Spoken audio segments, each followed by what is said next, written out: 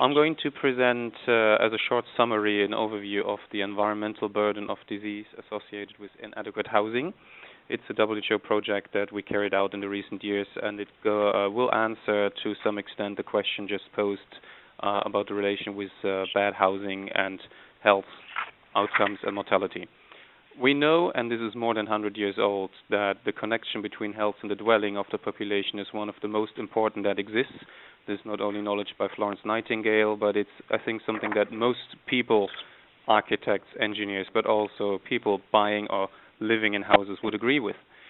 On the other hand, from a more scientific perspective, we do know that housing conditions affect health, but there is no common and agreed definition of what is healthy housing.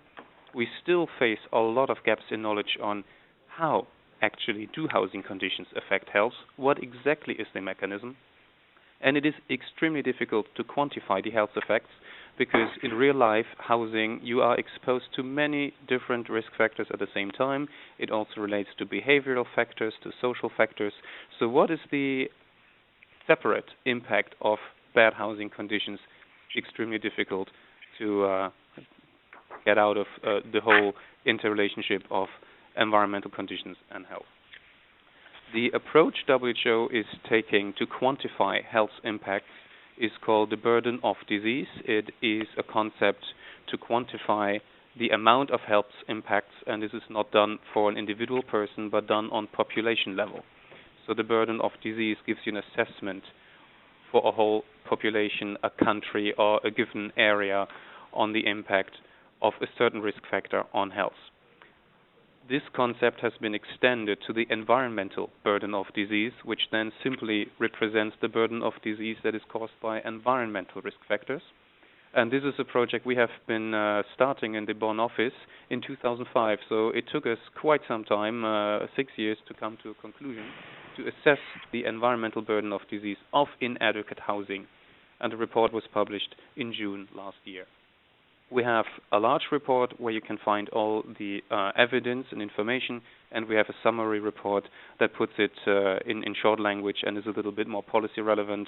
And we have also an Italian translation, and a Slovak one is in production at the moment, and we hope to have more in the coming months. As an overview, there are different chapters in the environmental burden of disease of housing report, and they're assessing the link between a certain housing risk factor, and there's always a certain health outcome associated with it. So, for example, we look into a wide range of housing problems like dampness and mold, housing safety in relation to injuries, crowding, cold, transport noise, so a risk factor coming from the outside, indoor radon, second-hand smoke inside the house, lead exposure, carbon monoxide, formaldehyde, and indoor smoke from solid fuel use. And again, they are all associated with sometimes similar and sometimes very different health outcomes.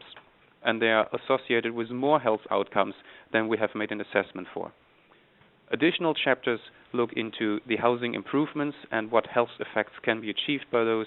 And one case study from England tried to quantify the cost of unhealthy housing to the health system. For each of the chapters, we have a summary table that summarizes the main information, and it gives you the health assessment. So starting from the top, for example, for the indicator of mold, there may be different studies looking at different indicators of mold presence.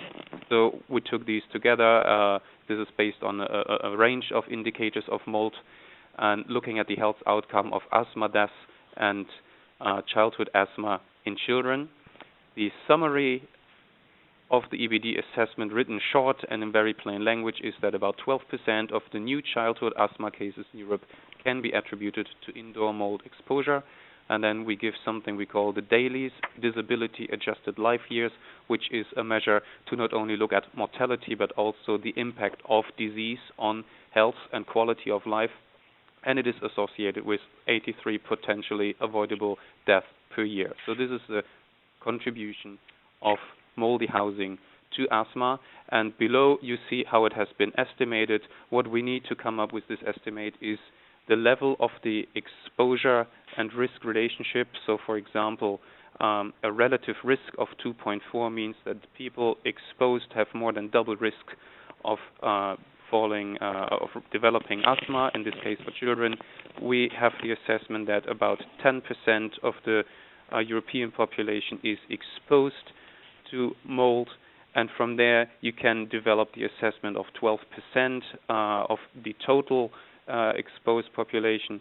And knowing what is the total burden of disease for mold, we can then deduct how much of this is due from the housing exposure to mold. So this then comes up to be 83 deaths and more than 50,000 avoidable dailies. And of course there are ranges of certainty, so that the range is given in the second column, but the best estimate is provided, and this is what is put forward in the environmental burden of disease report. And you can see for what geographic scope this is available. For some, like mold, we have data for almost whole European region of WHO, and for other, we only have it for very few countries, and you see where the information is coming from. So we try to be transparent on what is the baseline for our assessment. And then in the summary we put together in a table, and I will quickly go through this because otherwise it would take too much time. For the different housing risk factors and exposures, we calculate the environmental burden of disease from housing per year, and for mold it would be expressed in per 100,000 population. To make it comparable, it would be 0.06 deaths per 100,000 children in the European region. We would have, for example, smoke detectors and injuries. It would be almost 1 death in 100,000 in the all-age European region population. For crowding, it's also almost 1 death per 100,000 in relation to tuberculosis. And we would have, for example, a very high figure for excess winter mortality, mortality rising in wintertime because of the indoor cold, estimated to be about causing about 13 European death cases per 100,000 population based on data for 11 countries. We have about 5 death cases per 100,000 from myocardial infarction and heart disease-related traffic noise, more than 2 from lung cancer due to radon, and more than 7 because, in children, I think it was, in relation to passive smoke exposure. And this way you can go through the different risk factors and see the different data. For example, indoor solid fuel use, not that much on the agenda in European countries, much more in more developing countries, but still leading to one of the highest outcomes with about 60 to 17 death cases. Death cases related to acute lower respiratory infections in children, almost 17 per 100,000 in the European region, and these figures will be higher in many other regions of the world.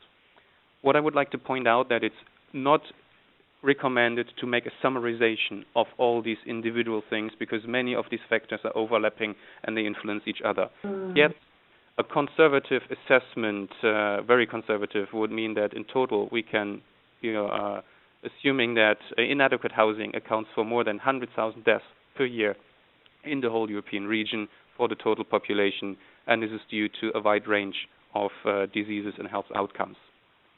We have seen that various, but not necessarily all, interventions have a positive health impact. Some studies don't show this, so it's not that any housing improvement has a positive effect. And the economic cost of inadequate housing, just calculated for England, indicates that the health cost is enormous. For 1 year, about 700 million euros per year just for the health system. The report then describes a few policy implications, control of new housing and existing housing, and the target groups for action like housing designers and so on. I'll focus very quickly on a few of those. For control of new housing, we make a few recommendations, and these are recommendations that only come from the report. There would be many more recommendations to make, but then these were for risk factors that were not covered by the report, so the real list would be much longer. There is a list of action for housing designers, constructors, and managers, especially regarding education and awareness involving different sectors, and pushing from the construction sector, pushing for high-level standards and building codes, and doing post-occupancy evaluations and checking how people use the buildings and if they are happy and where the problems are. The final one is for research, there is insufficient evidence. We need to evaluate and monitor especially the impact of housing improvements and the effects on health. And overall, the conclusions, we assume that making housing healthy, affordable and sustainable should be a prime objective of all professionals and all policymakers involved in any aspect related to housing and health.